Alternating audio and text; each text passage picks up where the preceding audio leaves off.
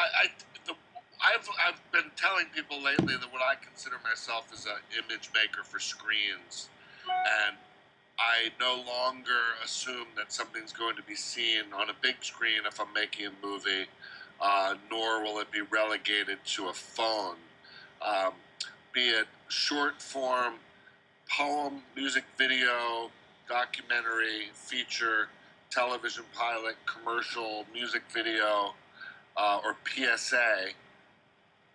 In the last 3 years, I've created all of those, and I kind of don't differentiate as a screen maker.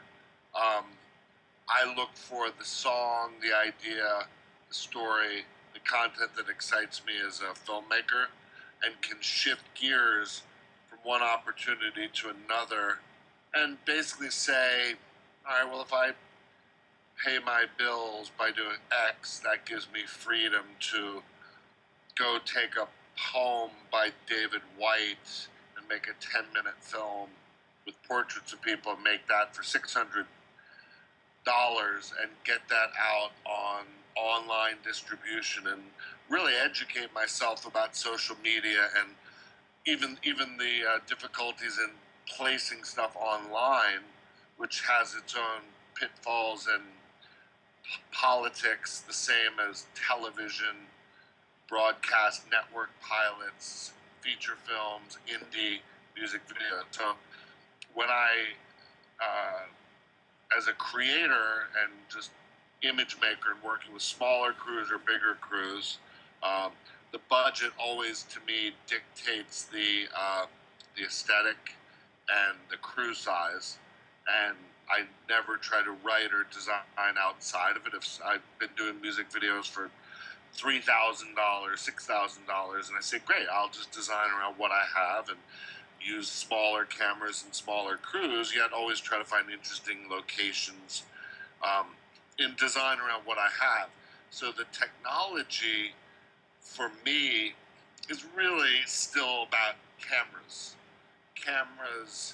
And I've been editing on my own computer, whether it's Final Cut Pro or Premiere or even Avid, for years. So post-production's always been super, super stripped down. For me personally, as an artist, I've been spending more time taking stills and manipulating stills with my phone, taking photos, color correcting on my phone, using an app called Pic Collage, which actually was founded by some people in Taipei. And I have more followers on Pic Collage than I do in any of the other social media. I found that app and that form suited to my collage sensibilities. So I found that the apps that I use to create and now even print large format artwork has got me excited into more fine art. Because as I'm getting older, I'm tired of begging people for money for movies. You know, I'm 54, so, I mean, how much longer will I do this? About 2 years ago, I made a 50-minute film for a musical artist named Chelsea Wolfe. All of this work is on my website, by the way, on markpellington.com. Everything's on there. And it was for a musical artist named Chelsea Wolfe, and we made a 50-minute film for $40,000. And very loose, very subconscious. It's probably more of a Jodorowsky or Tarkovsky influence kind of subconscious narrative. Yet the lesson I learned in it was I should have just made it 70 minutes. I should have just made it a feature length, because it fell in between the cracks for festivals of like, well, what is it? So even when it went online and it was on iTunes, it was when I was educating myself about what is this world of online distribution for content creators. And I don't mean Hulu and Netflix, which are really just channels. They're the new networks, really. But I found, boy, I could go make something really cheap and get it out there and find a site like Nowness or Noisy, which was Vice's music imprint, that they would they would be the gatekeepers to getting the work out there. And all I was ever looking forward to was to try and keep generating opportunities to create work. I remember even a guy, I did a Linkin Park video. Linkin Park, very popular in China. A guy who I'd worked with in a U2 film said, hey, would you ever want to come to China and shoot a 3D concert film for Linkin Park? I was like, A, to go to Asia, yes. To work with Linkin Park, yes. To shoot a concert. It never materialized, but the point being, I said, I'm going to stay open to the concert film at any form, because A, the opportunities will always, you can always pay your bills, but you can always I've always jumped from medium to medium.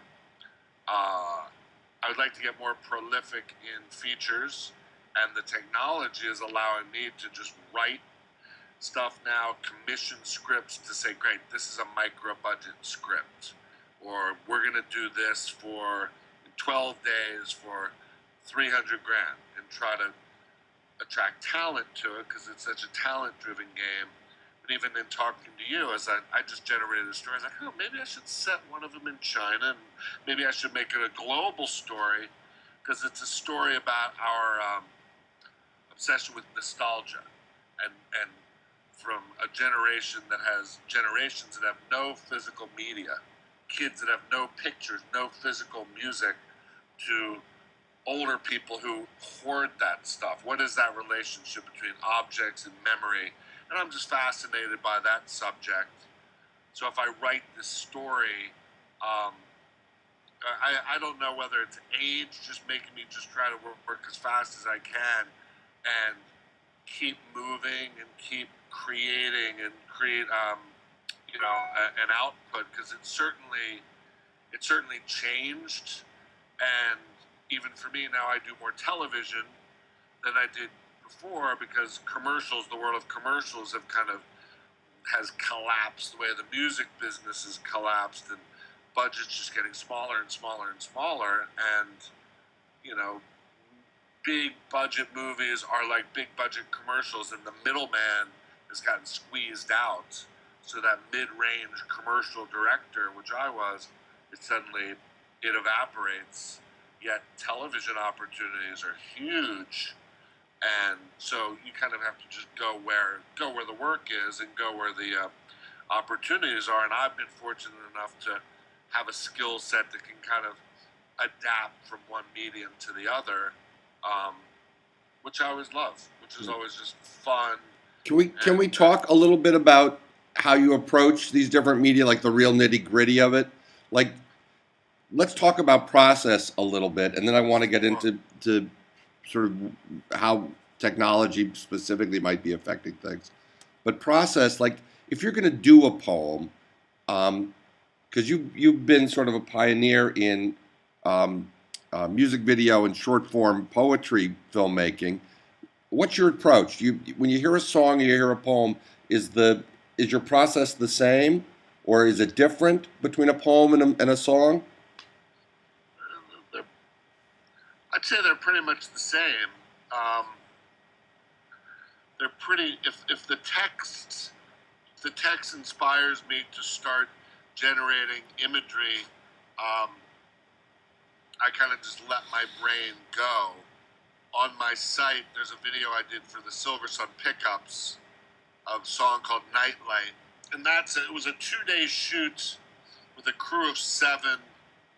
We did that for about $15,000, and $15,000 is a pretty low budget. But to shoot, with 2 cameras digitally, with 2 Alexas for 2 days on location for that amount of money,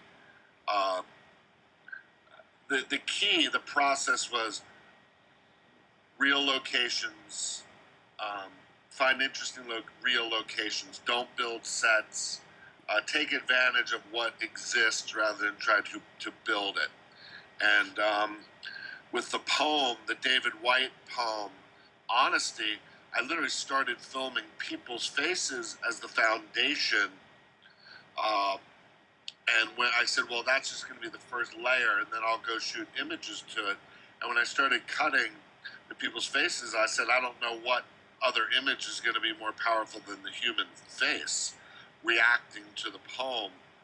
And so again, like I'll go do something abstract, and then I'm really itching to work with characters and story. I just did a film with Shirley, MacLaine, and Amanda Seyfried, a beautiful little comedy drama.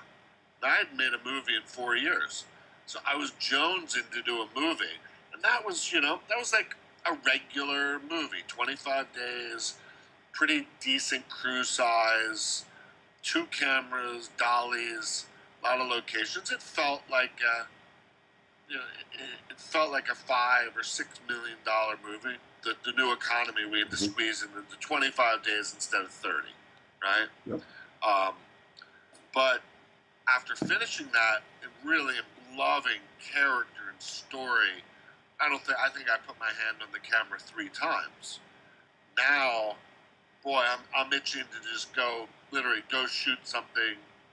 I want to experiment with the iPhone or with the Sony A7S day for night and just go make. So I'm looking for a song. I reach out to people and I'm looking for a song or a piece that I can just go make. Maybe something a little darker to, because I've been in the conscious narrative world for a while, I want to kind of go explore the other side. So again, to really get into the weeds. So you've got the itch to shoot something, and you want to use very small mobile technology that you can control, the iPhone or the Sony A7S. And so you find a song. Will you start sketching with the device, or do you go to paper? Do you start a picture file? What's the process like for you? Do you break it down by line, or does the whole poem work on you? I kind of just like start writing stream of consciousness notes, both on my laptop or on notes on my phone, and I'll just start generating the idea of images.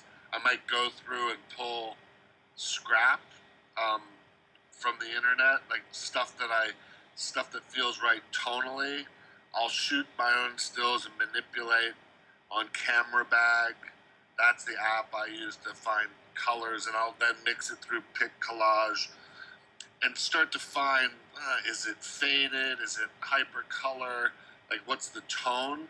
So I did that on Silver Sun Pickups video, very much scouted in Vegas, went there for about 6 hours and just shot tons of stuff on my phone and end up making like maybe 16 images. I think the limit is 12 actually on Pic Collage at any one time that you can see. So I'll make a series of them and I'll look at the tones striking against each other and kind of say that's the vibe.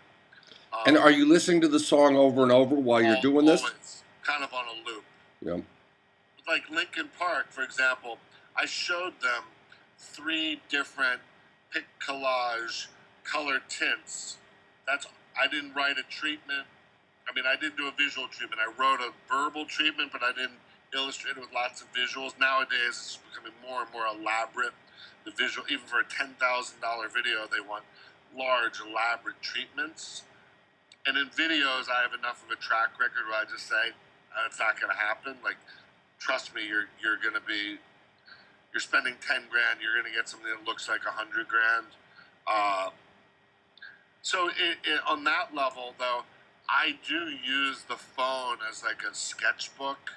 I don't do storyboards. For a Cage the Elephant video, it was lots of old French films and Clouzet films, and I wanted to have and Godard, and I wanted to have a certain feeling. So I just took a lot of screen grabs, and then I intercut that with casting screen grabs. So I'll just take stuff, re-photograph it, and see it together, mixed with each other. And once I see that composite vibe, I kind of just go from there and really trust my instincts. My process is really no different than it was 30 years ago. If I feel like I see it, I honor that and trust it. And when I get to, at least in short form, narrative and movies, because there's so many more people involved Well, that's where I'm going. What's the difference between your process on a poem and a song, and when you get a 100-page script? How do you go about breaking that down into pieces, or how do you approach it? Well, interesting, because I try to make that I have some of my collaborators the same. Like on this film we just did, The Last Word, the production designer and I had worked together before on 2 movies and a music video and a pilot. So he kind of knew my vibe. He knew that I was a little more subconscious and a little more abstract. When it came time to working with the actors, literally working with Shirley MacLaine, who's 80 years old, who she was used to Billy Wilde. She was used to a totally more traditional way. She said number one, it was kind of like this very interesting process of her understanding my vibe and me understanding her, but me giving her what she needed. And she said that she had never worked with a filmmaker who was more subconscious or was a painter. She even said I was like a hologram, that it was very untraditional. I don't like putting marks down. I'm not a big one for marks or rehearsals. I mean, it's okay, but I feel like that's artifice, and that to keep people in a moment, sometimes you just need to create a little chaos. And I don't like to do that intentionally. It can really push crews to a difficult place. But my DP, first time DP I worked with, he knew going into it, and the AD knew. They were very calm, so I could be a little more offbeat and be emotional and in it, because like so much of film can be so planned and so that you lose your spontaneity. And that's the thing I don't like about movies. It's just there's so much planning that you want it to feel like it's happening for the first time. And Shirley actually said that she really rediscovered a way of acting and being in the moment via this process that was kind of at first was very unorthodox for her. But I think that she generationally, when Amanda Seyfried, she liked shooting fast and not just keep the camera rolling, forget your marks, don't worry about it. And sometimes in the beginning it was a little bit off-putting to Shirley. But I was like, don't worry about it. It's just data. Like it's not. There's no film. Like who cares? There's no printed takes. You're just letting it roll and hoping that some sort of something truthful comes out of it. Now, you said 2 cameras. You had 2 cameras running the whole time, or how did you handle the fact that so there's no marks, but you're hoping that one of the cameras got a sharp focus? And I mean, it wasn't that great. It wasn't that crazy. I mean, because that camera was the script itself wasn't that aggressive visually. So a lot of times, they were able to find their mark, but not to the degree where it became with rehearsals so artificial. mm-hmm. But there was things where we needed to sit and rehearse a long time to get the text right. But once the text was right, it was like, let's go.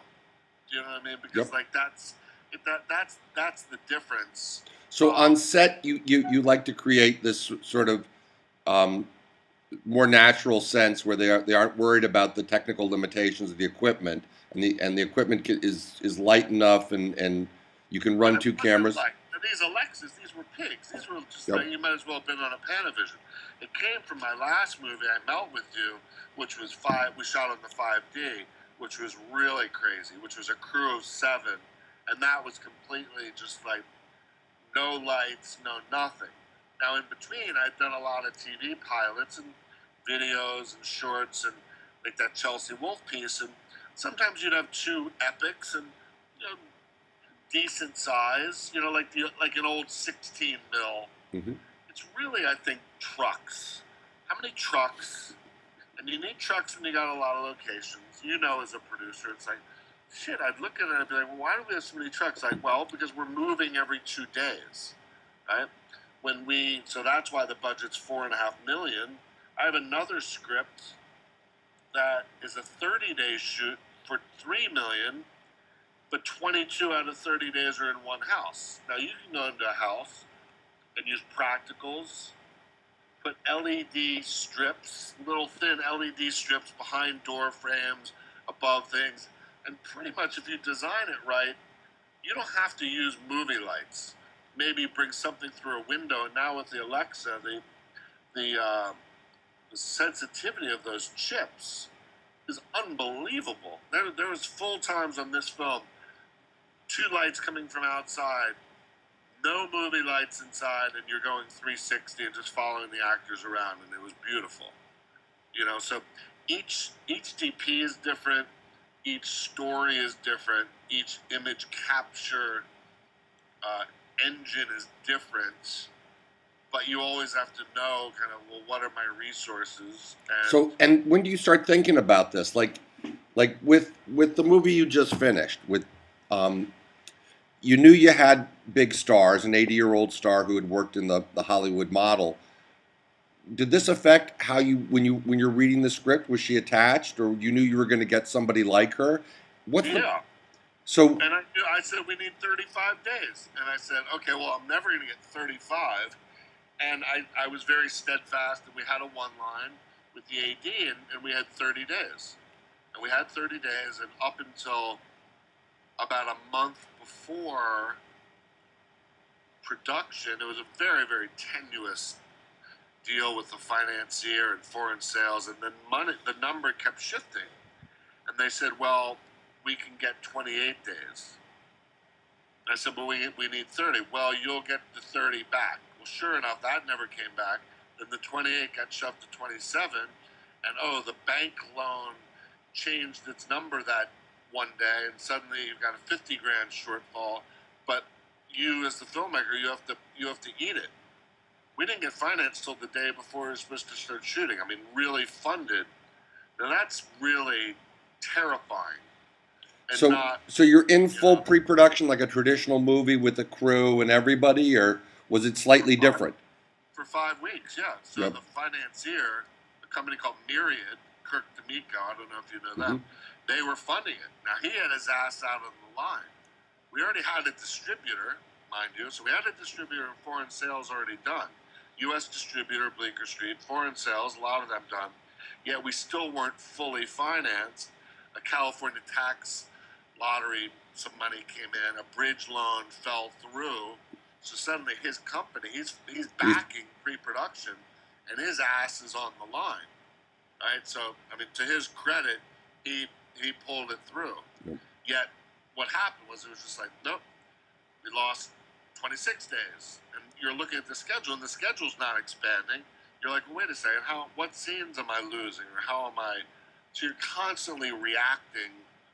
So to get to this one line, you broke down the script in the traditional way, where you had a production manager take every scene, and you had production meetings where you said it's going to take this long to shoot these things, but before you get there, like creatively, are you doing a director's breakdown where you're thinking about how you want to do each scene, or is it just it's like any other money job where you're just, we got to get these locations and these actors and these trucks there and shoot it out? Or are you thinking like you would about a music video with images, colors? How do you start this process when you're reading a script? What are you doing? Both. I break it down, and this one was actually interesting. I usually have a lot of visual scrap from other movies and paintings, and I don't know whether it's, I think it's a level of confidence that I didn't do that on this. The DP, I really gave the DP, Eric Koretz, a lot of trust, and he did a very, very, very, very detailed kind of lookbook. We talked in general about the look of the film. So describe the lookbook, because people here probably have never seen a lookbook, but I'd also be curious about what yours was like. Yeah, I can send it to you if you like. It's very, very detailed and specific, kind of scene by scene, shot by shot, scene by scene, like location by location, and world by world. So you're talking about, say, the character, Shirley MacLaine's character of Harriet, starts in this kind of isolation and boredom, and you're visually illustrating the world. Yet it starts with the locations, and we were really lucky in this film that we found some great locations with a lot of production value. that we didn't even have to go in and dress. There was one set of an old newspaper office that literally the production designer said to have recreated that set in aged old newspapers would have cost him $500,000.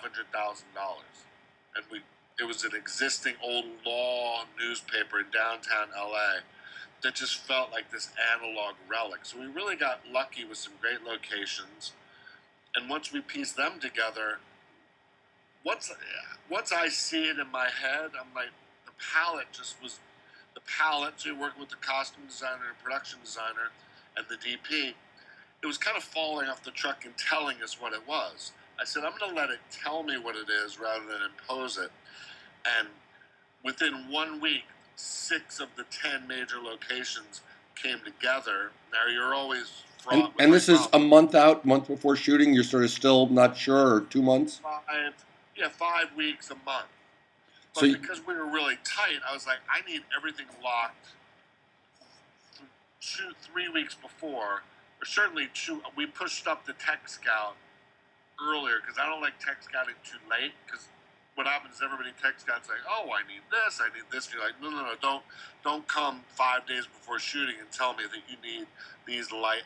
I constantly was telling the DP and the gaffer our restrictions. I was like, guys, you don't have this. This is what you have.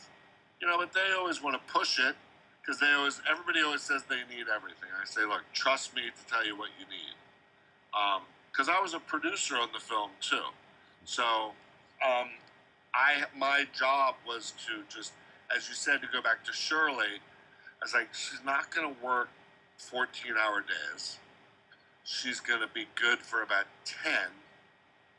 Yet we didn't have the luxury. We had some days that she had to carry. We also had a 9-year-old girl in the film, so it could only work for 7 hours. So when you say she had to carry, what do you mean? She had to carry, like, she was in every scene. So we couldn't have too many days in a row where Shirley, she was just going to get tired. Mm-hmm. And she did. She got a little tired at the end, but to her credit, she got better as the movie went along. But you're doing a movie with an 80-year-old, a 9-year-old girl. Those aren't your ideal conditions. But we pulled it off. Yeah, it happens. You pull it off. You make it. And every day I said this, when you're prepping a movie for 5 weeks, every day of those 5 weeks you're thinking about all 25 days of shooting every day. You're always having to put out fires, deal with it. But once I start shooting, I don't think about it. I don't think about day 3. I don't think about day 7. I only worry about what's in front of me, one scene at a time, because I have to focus and trust that what I prepared. I didn't do any storyboards. I really didn't even do a shot list. I just kind of let the actors kind of let the situation tell me. The DP had some shots in mind. I was like, great. With 2 cameras, you can kind of like find your way. And at the end of the day, we said, let's leave with the performance. Let's leave with the right tone. Let's leave with enough style, yet not over stylizing it. So just real quickly to interject, are you thinking, have I got my coverage? Is one of them always a master, and you're trying to pick off with the other, or are you just shooting a movie and what it is what it is? Yeah, that master and coverage, I'd say about 60% of the time it was that, which was the scene would unfold like that. Other times we just would let it happen and cover it. And sometimes one shot. Sometimes I would cover stuff, and I'd be like, I don't really think I need to. But sometimes a 2-shot play, which was really a growth for me. I was like, I just felt more at ease, confidence, and like watched a lot of Hal Ashby, and we really like a lot of scenes unfolding in 2 shots and just masters and no cuts, and it's really great. You got to really have confidence in your story and your actors to pull that off. Yeah, Hal came up as an editor, as you know. Yeah. And you can see it in the way he sort of, he structured his shots. But I designed psychologically, like I would pick locations and say, okay, this young girl is being seduced by the older woman, and they're at odds visually, and they're sitting apart from each other. And by the end of the scene, they have to she has to coerce the younger girl next to her. So in finding a location that felt good and graphic, once I knew where the actors were going to go, it was really easy. Now Shirley would sometimes get there, and then you have a picture in your mind, and she would be like, well, I want to just, she'd want to walk around, and she has to go where she feels like she would go naturally to her. And sometimes I would incorporate what she wanted to do. Other times she would be like, I don't know, what do you want me to do? And I'd say, okay, here's in my mind. You come up here, you wait, the girl goes away, sit down here, boom. I just would paint it out. Like, she would look at me like, what'd you just say? Because I was being like kind of elliptical or visual. And I'd say, it's going to be great. Just try it. So once we found out our rhythm, how to work, it was fine. But she always needed to know why. Any action, anything, she always had to have a reason why. Which is, really great. I learned a lot from her. Did you talk to her about, when you're talking about to an actor about why, is this moment to moment why or big picture why? Are you talking to her about the character's motivation in this moment, or did you have conversations with her about what the movie was about in a big thematic sense? Both, and sometimes within 5 minutes you're ping ponging from the micro to the macro, from the big picture, and as you're doing each day, like I said, 25 days of prep or 5 weeks of prep, you're prepping a big jigsaw, but you have the picture in your mind of the movie. But when you start, it's empty. But each day is like a jigsaw puzzle piece, right? So you put it down, then you put it down, and maybe you're shooting a little out of sequence. So by the time you shot for 7 days, you're like, 7 days out of 25 days, you're like, all right, you're a third of the way through. So you can start to see, and then you make connections and shave a scene. And she would know what she was headed towards or where she had been. She was always like, wait, what's before? I mean, I'm the same way. I'm like, wait, what's before this and what's after it? So you can kind of like shift gears. But she was always counterpointing. She was always interesting. She was always taking the unexpected route of the character, it's an antagonistic scene, play it really sweet. Or it's a very cold scene, play it very warm. Like, so very much like Jeff Bridges in terms of that way that she just intuitively experienced the other character in the situation. Like, really watching her work was amazing. And I always let the camera roll because some of the most amazing stuff would come after the dialogue and seeing where she went. And it really, really, really quite interesting. So how do you protect the big idea when you're shooting out a sequence and an actor is going to try and cut the other way, like it's an antagonistic scene, but she doesn't want to play it on the nosy. She doesn't want to be antagonistic in that way. How do you have anything you hold on to that, like, I know what this movie's about and I got to make sure we have that? Or how do you in a 25, 30-day shoot, is there a technique you have or any advice you have about, Well, we had a lot of this in sequence. The good thing is a bunch of the movie at the beginning was in sequence, so she could start to build it, like building a house. Let's say we were able to build the floor and the frame. We kind of knew what that was early on. So when she had to go jump to a scene later, we'd be like, okay, she had good instincts. We had talked about what the character was. I had told her up front, we never wanted to be broad. I never wanted to be hammy. We knew that tonally, she goes, it's a woman who knows she's going to die. Basically, that was the idea. Mm-hmm. This woman is trying to control everything in her life to both tragic and comedic effect, but she's ultimately a control freak, very much like Shirley herself. So in a way, she was kind of playing herself. So it was a little bit of persona. and I gave her a lot of freedom. But when I didn't like something, I had no fear in telling her. And she wanted to be directed. And sometimes it was just very simple. Do it faster. What about this? Or try this at the end. Be more surprised when she says this. Like small. I learned to use less words. And so as you're doing it, you're like, that felt pretty good. So it felt good. By day 5, I was like, this feels pretty good. She remembered most of her lines. Sometimes she would adjust it. I had the writer with me on set. I'm a big one on having the writer with me. This was a first-time screenwriter, his first script. He was very helpful. We would do some rewrites the night before because we learned that there was too much exposition, and he was very writerly. Stuff that looked good on the page, but she goes, it's repetitive. Yeah. And he took that as a difficult pill, but I had tried to tell him, it's like, less is more, you don't need this, you're going to cut out of the scene here. Now, you're so visual. Were you showing them visual stuff to help them, the writer and Shirley? Or were you just talking words to them? No, I didn't. I was less was more for her. Yeah. Because she doesn't care. As long as it looks good, as long as she looked good. Do you let them look at the camera? Was everybody in Video Village looking over your shoulder? No. Dailies? No, we don't have playback. There's no playback. She wanted to look at one thing one time. We had to play it back like on the camera, on the monitor. We had to just play it back on the thing.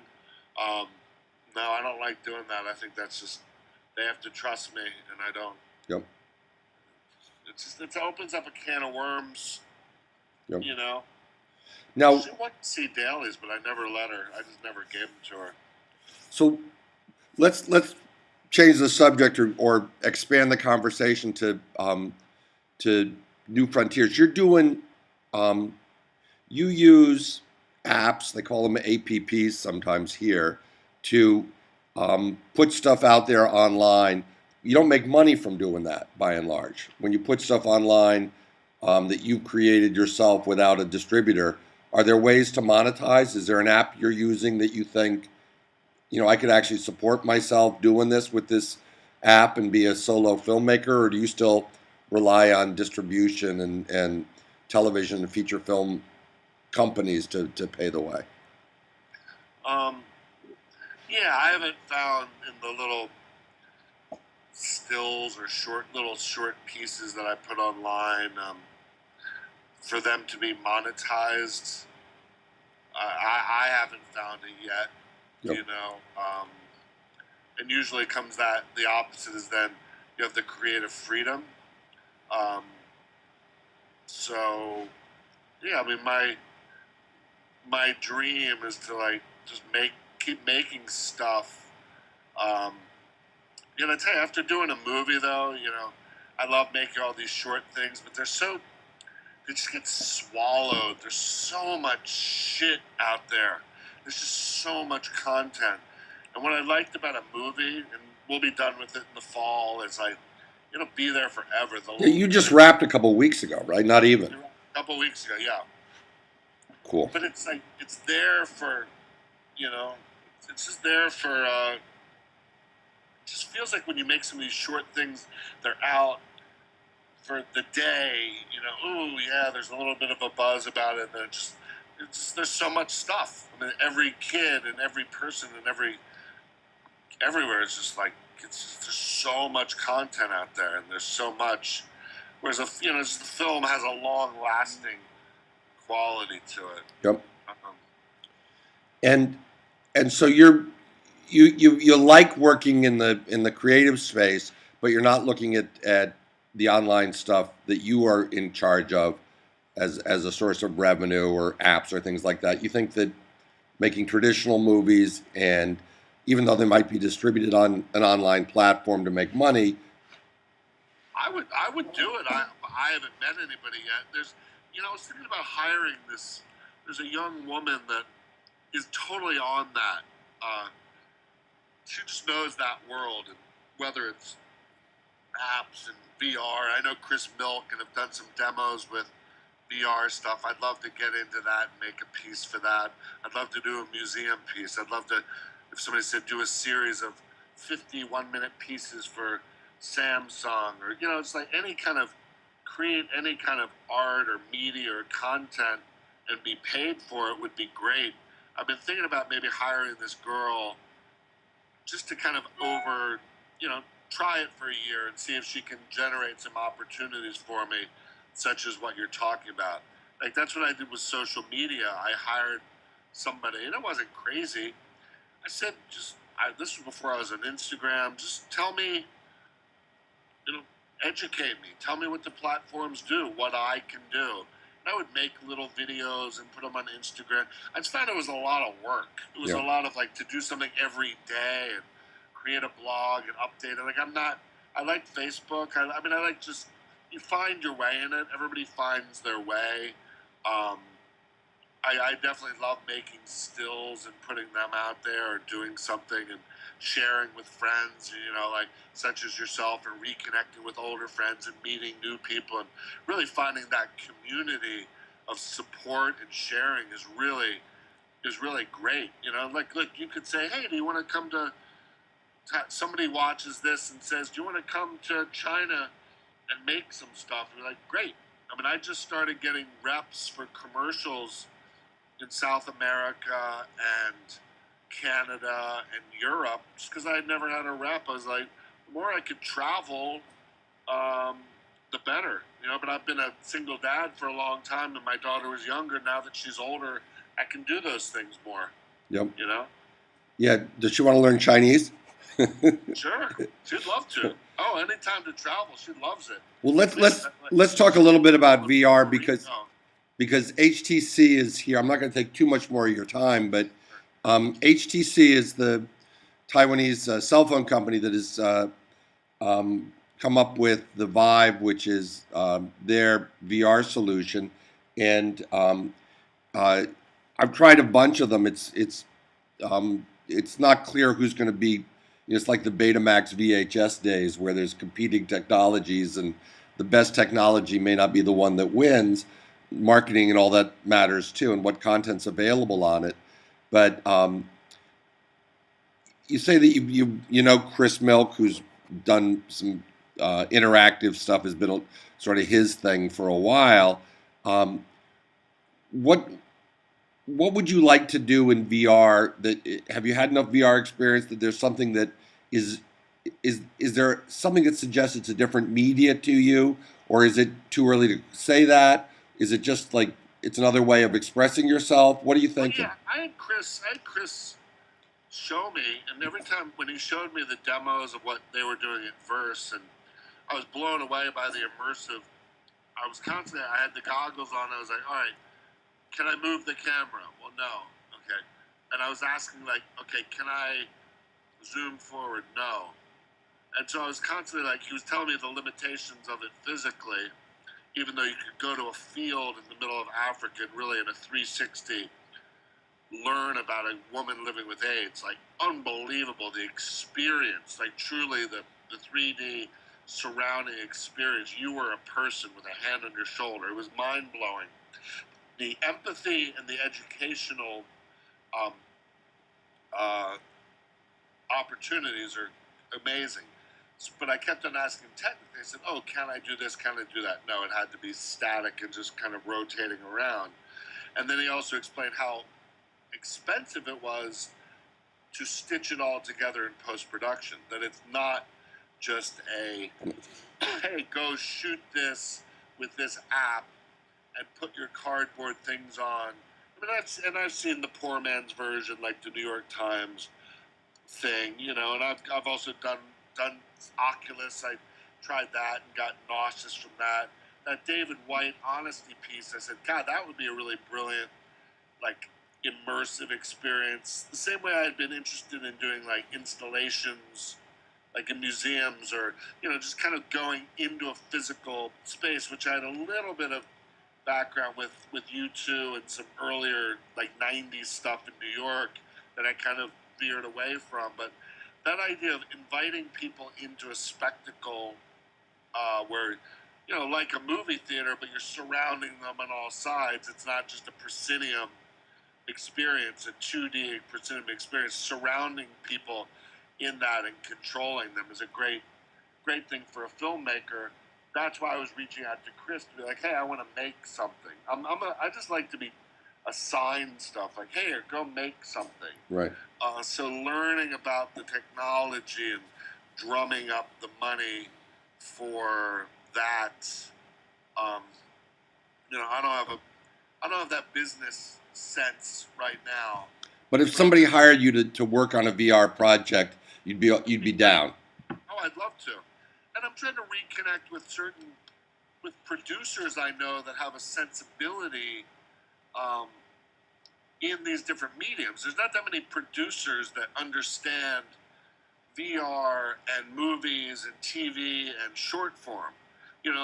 There's producers that know the TV and film world really well, but wouldn't know how to produce a music video or a VR piece if their life depended on it. So, and their lives may depend upon it. Right. So you need to find people who are adaptable. Yeah. And so that's that exploration. And again, it kind of started in the collapse in 2008 of the economy when I just discovered the 5D. I was late to the game, but I was like, wow, this is great. So I started making videos with that and then the movies, and it was like, I either have to adapt or die. Yep. I was 49 at the time. I said, God, I got a lot of years left. I better jump on, and I don't want to compete with a 25-year-old, because I'll go up for videos, and there'll be a 25-year-old director who wants. It's like, that's fine. I'm just bringing a different level of experience to it. Yeah. Well, let's talk a little bit more about this world of VR, and I'm going to make this is a polemic now. I'm making an argument for which Sure. may or may not be true, but I think that one of the exciting things about being in this region is that the motion picture business here isn't as established, and there aren't the golden handcuffs or the legacy models aren't as established here. In the mainland, private motion picture companies didn't exist until the 1990s, and they've never done global distribution ever. They're just creating these huge platforms inside China and a booming film business, but it isn't yet outward facing. But you do see these interesting things happening, like the big hits in China, the last couple of blockbuster movies that have been made in China have a combination of CG and live action. And one of the things that potentially I think is going to happen in the VR space is people who are filmmakers who are frustrated with the lack of interactivity, that the camera is locked off and that you can't really do things. You could combine live action with CG, with stuff created with a game engine like Unity, Yeah. and you could have some limited interactivity. To Chris's point, it's very expensive and it's not going to be easy. I'm not saying, bim bam boom, it's done. I'm saying that this fundamental problem of motion pictures in VR, that they aren't really interactive, that they're on rails, may be solved in part by using CG and live action and combining them in interesting ways. Don't know exactly what that means, but would you be interested in that, or is that a bridge too far? Look, oh man, I got to learn how to do game engine stuff too. No, look, I'm open to anything. I've never been a big real effects-driven stuff is not usually my strength. I think you can take any story or any world and say, do it in any different mediums. Do it in a graphic novel. Do it with an iPhone. Do it with a big budget.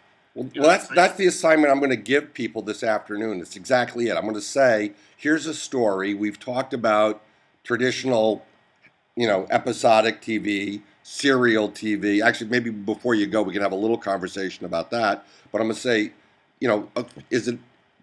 pitch this as a feature film, pitch this as a television show, but then also, how would you make this as a VR experience? Maybe the same problem, the same character with the same problem. How do you adapt it to these different platforms? Sometimes I look at these consumer electronics shows and, oh, VR, and they're like, it's not there yet, but it's going to be. And you just keep saying, okay, what's the application? Yep. Is it home cooking? Is it pornography? Is it gaming? Is it first person video game like shooter? Okay, shit? so I'm thinking a cooking first person shooter pornography. I'm gonna put them all together. I'm gonna come up with an idea. Anyway. Right. but that's what people. It's all it is just you're taking the idea of this right here. Look at the thing. You're basically just taking the inevitability of this, and you're just going like, boom. Right? you're just melding the screen that's already 4 inches from our face, and grafting it onto our face. And just you make it sound so unappealing, Mark. It is unappealing, kind of. You know what I mean? But if you immerse somebody in a world, like what's the difference of that? Imagine the Wizard of Oz in virtual Oz. You go in and you look around and you're in a house, Dorothy's house in the Twister, mind blowing, right? You get out on the yellow brick road, you can go forward, you go back to your left, you can hear the scarecrow to your right, you can. I mean, mind-blowing, right? The Wizard of Oz. When the house spins around, it's easy to make people actually sick. The VR will make you actually have motion sickness. Imagine any great movie in the virtual world, and it would be great. So somebody will tell the story. Somebody will tell a story virtually. You know, like. But we have this problem. We have this problem that you can't. You're in the land of Oz, but you can't touch anything. You can't move around, and that's a problem, right? You've experienced this. Is that the fatal flaw, or is that an opportunity? Or I think it's just the technology. You're probably talking about, boy, these movies. What would happen if people could actually talk? You know, you're probably talking that fundamental of a change of like talkies, color instead of black and white. The thing about from color films, it's such a small. I mean, how young is the industry? How young is the video game industry? I mean, 30 years? I mean, what, 35 years ago with pinball machines and Pong? Yep. So, I mean, you're talking about just historically something in its nascent form, yet I could go into my office 5 blocks from here and find boxes of old machines and technology and cameras that are useless. Yep. That 5 years ago were vital. Yep. So it's like it's just scrap heaps of technology that's just like fuck it, physical media is gone. Yep. Right? I'm a dinosaur for asking people for DVDs, literally. Yep. Now, so I've taken a lot of your time and I really appreciate it. Sure. Let's talk a little bit about the different platforms. You suggested that you could do The Wizard of Oz in VR, and it was obviously done as plays and silent films, and then talkies, and then a movie musical in color. So that's a good example. Is that your attitude about these different platforms, or are there fundamental differences when somebody is binge watching a show on Netflix? When you're thinking about storytelling, does it really change things, or what sort of things are you thinking about if you're as a director, say, for the different platforms? You know what? I've never binged watched a series. I've had meetings because of some television success I've had with like Amazon, and the guy explained it to me really well. Because what you need to create is at the end of every episode, it's like a drug. You got to give them a taste of something new that's going to make them in that moment instantly want to watch again. And it's kind of I remember pitching TV ideas years ago. It's like, oh, we don't want serialized. It's got to be closed-ended. Then all of a sudden it changed, you know? Um, I don't watch a lot of television. I've never binged watched a show, but I can understand the. Somebody explained it to me really well that in the chaotic world of just the shitty, fucked up world of craziness that we live in, the narrative order that binge watching and narrative consistency, I'm going to watch the show, then something else is going to happen, gives safety. It gives safety and order. So I'm going to watch 5 in a row, and I'm going to kind of control that I'm going to watch these. And it makes people feel safe in an unsafe world. I read that, and I was like, that's very, very, very interesting to me. So I wonder what this means for VR, because one of the complaints about VR is that you don't have much control in a motion picture. But one of the other complaints about VR is it's so immersive and it's so much safer and kinder and better than you are the star, that people who are marginal in the real world can be the center of the world in a virtual world, will just be sucked into virtual reality. And some dystopian futurists are saying, a word I don't like, are saying, the bad thing about VR is that everybody's going to be sucked into it. You're going to not be able to talk to anybody. They'll be in VR. Sure. You think? Well, I don't know. In my lifetime, I know I could come down and see my daughter. Like, I'm like, hey, get off the screen, but I'm guilty of it too. Yeah. It's the same thing. It's addictive. I mean, we know it sucks you in. It's very addictive. It's very enthralling. And when you get, a relationship with characters.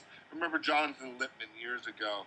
He works for Jerry Bruckheimer, and we were seducing an actress to be in Cold Case, a show I worked on for years. And this is many years ago. And he sat with her, and he said, you know what? The difference between a movie star and a TV star is a TV star, people are inviting you into their living room, and they forge a relationship with you that's very deep, and it's true. It's less of a fantasy, and they really, like, oh my God, if I had any more people calling me about Blindspot, I only directed the pilot and a few of the episodes, but I've had people that I hadn't heard from 30 years calling me, talking about the characters, how they were so hooked on it. I mean, I heard that word hooked at least a dozen times. I'm hooked on it. And I said, what are you hooked on? Oh, just the characters, and the pilot hooked me, and I want to keep watching, and I'm going to keep watching because I want to know what happens. Any great narrative, right? So I think whether it's on your phone or virtual reality, it's going to be that, the difference between the narrative hook, there will always be that pleasure center drug, like brainwave seduction that imagery can do, that somebody would be like, I'm just going to have colored screens and cool music that's going to hook people, and they're just going to want to keep watching it, and they'll get hooked on it the same way they get hooked on sugar or needlepoint. You know what I mean? It's just like people are wired, I think, to do that, and that's why I think Gibson and the futurists were not wrong when they foresaw this future, when they saw this technology.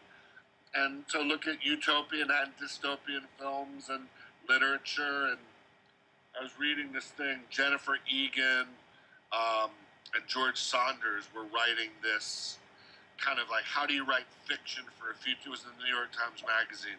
How do you create fiction for the future, for the futurist age? Because I was involved in I was pitching this movie that I wanted that's set in the future. And it was just like this kind of noir-y, but, it had goggles, but it was still, at the end of the day, a love story. People were searching for love. People wanted to connect. It was literally wanted to go home, wanted to feel safe. So I think that there are universal things that are just now being seen through a different technological prism. Yeah, I totally agree. I think that if anything, the short form and the VR are going to sort of force us to reconsider the tools that we've been using for storytelling and maybe give more emphasis to some over others, maybe less 3-act structure, but theme and sort of universal ideas about human nature and stuff, I think are going to be, hugely important to creating emotional experiences insofar as you can make them on VR. When I look at the videos that people share with me, they're very often the ones that I want to share are the ones that reaffirm stuff about humanity that I want to sort of put out there, sort of qualities I want to be attached to. And I was always doing that in feature films too, but in features I was often thinking about plot and stars, and those things are sort of less important, I think, in the online world and maybe in VR too. Yeah, I think about this a lot. Like, there's a difference between plot and story. And just characters going through an emotional experience and engaging in a story. Think about it, like Under the Skin. What's the story? A woman drives around in a van and finds men and fucks them and kills them. That's a pretty thin story. Yet, in a completely immersive experience, if you think about plot, like I think Soderbergh said, the tyranny of plot. And I can find that sometimes like, enough about plot. Who the fuck cares? Like, just, like that's the thing where you just want to be unmoored from that. Yet, I did a movie in 2008 called Henry Poole Is Here. It was a faith-based film. And we got an award at some faith festival, right? Mm-hmm. And the guy sits here and he goes, why do people go to the movies? What is it about movies that people like? And he literally had done the research, and story and character were number one, right?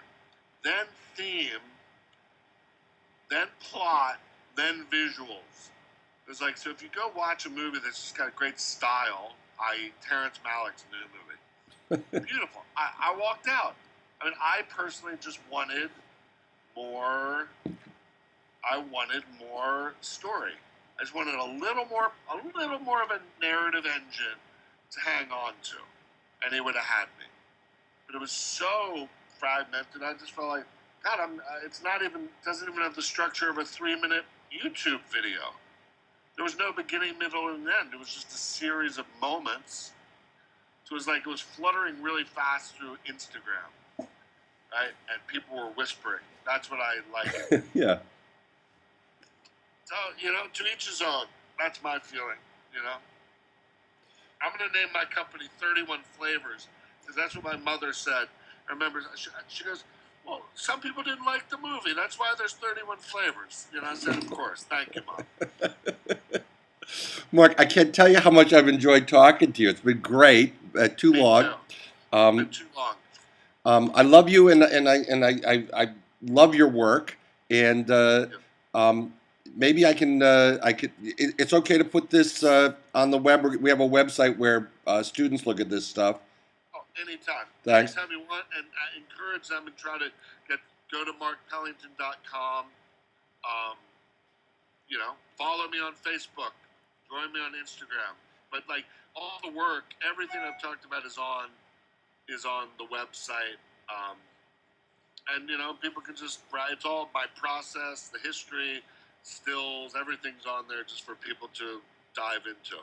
Well, what I'm hoping comes out of this, this is grandiose, but I'm hoping that some relationships or some inspiration comes out of this that will create new businesses. And it's a stretch yet to think that that there's going to be a VR-based business here that creates content. There are companies creating software and hardware, but maybe there's somebody who will pursue the idea of doing some interesting content with you, because I know that with music videos you were instrumental in sort of defining what could be done with music and video back in the day, and I still love your work. I still do them. Yeah, so, I still love your work. If you ever meet somebody, I'd love to jump on a plane and come over there. Well, be careful what you wish for. It's a long trip. Try and get business class if you can, because they got the beds you can lie down. I love you, and I'll talk to you later. All right, thanks, Randy. Thank you. See you, man. Bye. Bye.